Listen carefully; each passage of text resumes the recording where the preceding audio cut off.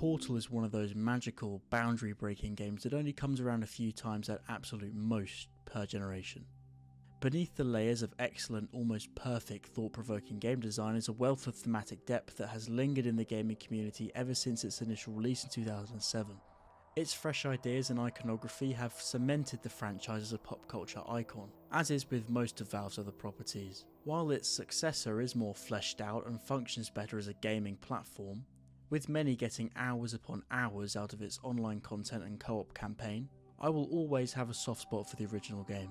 It's one of my all-time favourites and I can't ever see that changing. My gaming experiences will hardly ever be able to live up to my first playthrough of Portal. While it's a very short game, taking season play is only about over an hour to finish on replays, there are so many puzzles and scenarios to encounter and loads of them stick out in my mind. I can never truly get sick of some of these levels, but my favourite among all of them, without a shadow of a doubt, is Test Chamber 17. Why is this? Well, I'll tell you. Also, keep in mind that I'll be discussing this level assuming you've already played Portal or know a good bit about the game. There are spoilers ahead, so there's no full critique of the game as a whole to be found here. There are plenty of other videos on this site for that. Portal's various test chambers are all structured in a similar way. Use your portal gun to solve puzzles and manipulate your environment and navigate to the elevator at the end and repeat the process. There is rarely a level in this game that shakes up this core idea, and that's why its simplicity is so effective. In Chamber 17 though, there is an additional element thrown into this gameplay loop, the companion cube.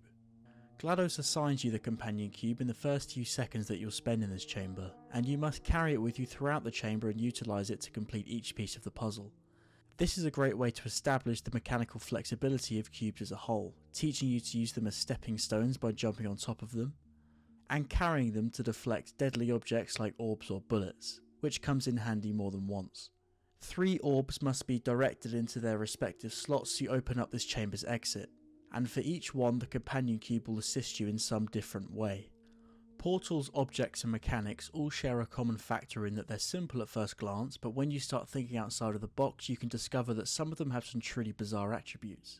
And this part of the game shows us that cubes are the most flexible of the bunch by far, disregarding the portal gun if you want to get technical.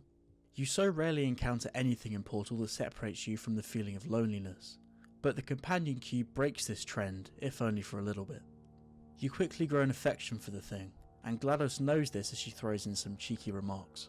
The symptoms most commonly produced by enrichment center testing are superstition, perceiving inanimate objects as alive, and hallucinations. In an entirely single-player game, it almost feels like playing co-op. In terms of the X-axis, this is one of the larger areas in the game, but there's enough going on to the point where this doesn't really matter, and the tiny bit of backtracking that there is doesn't disrupt the pace at all, since you're doing a bunch of varied tasks despite them all being centered on the companion cube in some way. So, it's all sunshine and rainbows, right? Definitely not. As silly and exaggerated as this might sound, this is quite possibly the single most emotionally intensive and complex segment of the entire game. First of all, in the main room you'll find a man-made den akin to the one in the previous chamber. Only this time there is far more to unpack. Disarmed security cameras, what seems to be a series of documents on the floor, and most notably, dozens upon dozens of writings and pictures on the walls, most of which revolving around some kind of unhealthy obsession with the companion cube. The opened cans of beans and calendar on the wall imply that whoever was here before you was stuck for a while. So long in fact that they fell in love with the cube and it was all they could think about. It's frighteningly comical, but genuinely terrifying at the same time. It's a genius way to inject a bit of humour into the proceedings while also enhancing the atmosphere and lore.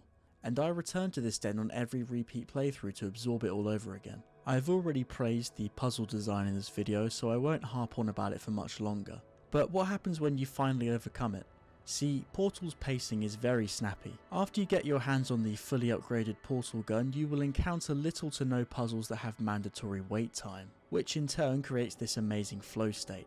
Me and many others love this game for its strong theming in tandem with its amazing core game design, but if you only really care about the latter, then you can seamlessly complete a chamber and be on to the next one in 20 seconds at most. GLaDOS' dialogue plays over your gameplay and traditional cutscenes don't really exist, so you can play the game at whatever pace you're really capable of. Every single test chamber past the first 15 or so minutes of your playthrough will operate like this. You finish up, you're on to the next one, repeat the cycle. That is, of course, apart from Chamber 17. So, you redirect each orb into its respective receptacle, and 3 platforms will rise in the main room, leading you to one last room where you'll find the exit. When you enter this final room, it looks like you have to place the companion cube on the switch to open up the door to the elevator, symbolising one final heartfelt goodbye. But the perspective fools you. When the switch is activated, GLaDOS informs you that, in order to progress, you're required to drop the cube into the incinerator. Aperture Science is iconic in part due to its bleak and lonely atmosphere, and thus far, the companion cube is the only thing to give you any form of comfort or reassurance. If this were just any old cube, I'm sure it wouldn't really matter, but the fact that you've stuck by this thing throughout this entire chamber and it's enabled your success multiple times, along with the simple but very effective inclusion of a heart symbol on each side of it, makes you feel like you're being forced to murder your one and only friend in this dystopian and intimidating environment. It has elicited the same reaction from me every time I reach this part, one of devastation. It also does a great job at further establishing how evil GLaDOS truly is. You still don't know what her true motivations are at this point or what went wrong in the facility, but you get a full-scale idea of what gives her joy. And that is seeing you suffer while she plays psychological tricks. And that comment from her at the end of this chamber really sets this in stone. You euthanized your faithful companion cube more quickly than any test subject on record. Forgive me, I know this will sound stupid, but this chamber is a lot like watching Hot Fuzz. Every single time I experience it, I leave with something new.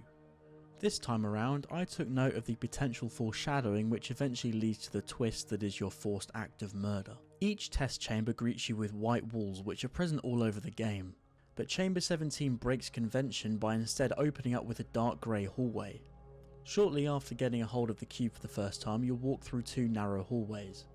In fact, they're likely the 2 most confined spaces in any test chamber, signifying that you're trapped here with no true wiggle room, not only referring to Chamber 17 itself but Aperture Science as a whole. I also noticed that the placement of this chamber within the game's progression feels wholly intentional, not just in regards to difficulty or complexity but thematically too. The former chamber is a shake-up in of itself. GLaDOS tells you before you begin that the intended design of this chamber was replaced with one intended for military androids, and you're forced to go up against turrets, disarming them one by dropping them from heights or crushing them with cubes. It's a violent and dangerous place, more so than most other test chambers, and it signifies a turning point in the game's story. So, to sum it up, this is my favourite test chamber in the game, bar none. The puzzles are stupidly well thought out as is tradition, and make exceptional use of a great main mechanic. There are Easter eggs to find that enhance the experience should you choose to indulge in them. It has its own storyline going for it that's self-contained and context sensitive, and an emotional climax that you never truly forget about. Test Chamber 17 from Portal is an exceptional piece of game design and storytelling that I'll always hold in high regard. It's also an exceptional showcase for what video games can be. That statement rings true for the game itself too, of course. It's a classic, and if you haven't played it yet, then I don't know what you're doing with your life.